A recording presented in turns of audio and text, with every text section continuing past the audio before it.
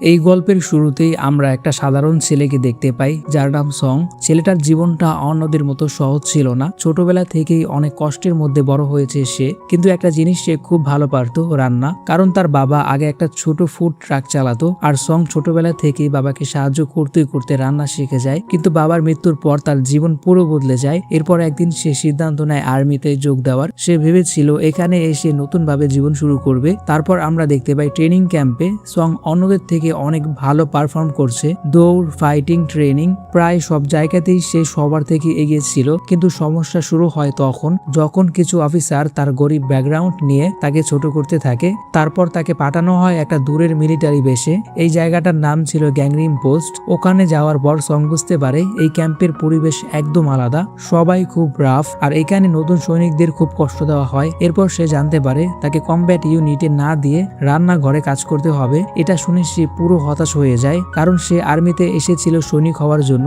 কিন্তু এখন তাকে কিচেন সোলজার বানানো হয়েছে। তারপর আমরা দেখতে পাই রান্নাঘরের অবস্থা একদম বাজে। খাবার এত খারাপ ছিল যে সৈনিকরা ঠিক মতো খেতই না। এমনকি একজন সৈনিক তো সরাসরি বলে দেয় এই খাবার খাওয়ার থেকে না খেয়ে থাকা ভালো। এরপর সং বুঝতে পারে এখানে সবাই রান্নাকে তুচ্ছ মনে করে, কিন্তু সে চুপচাপ সব পর্যবেক্ষণ করতে থাকে। তারপর একদিন রাতে হঠাৎ করে অদ্ভুত একটা ঘটনা ঘটে। সং এর সামনে হঠাৎ করে একটা হলোগ্রাম স্ক্রিন ভেসে ওঠে। স্ক্রিনে লেখা ছিল স্পেশাল কুকিং সিস্টেম অ্যাক্টিভেটেড। এটা দেখে সং ভয় পেয়ে যায়। সে ভাবতে থাকে হয়তো সে পাগল হয়ে যাচ্ছে।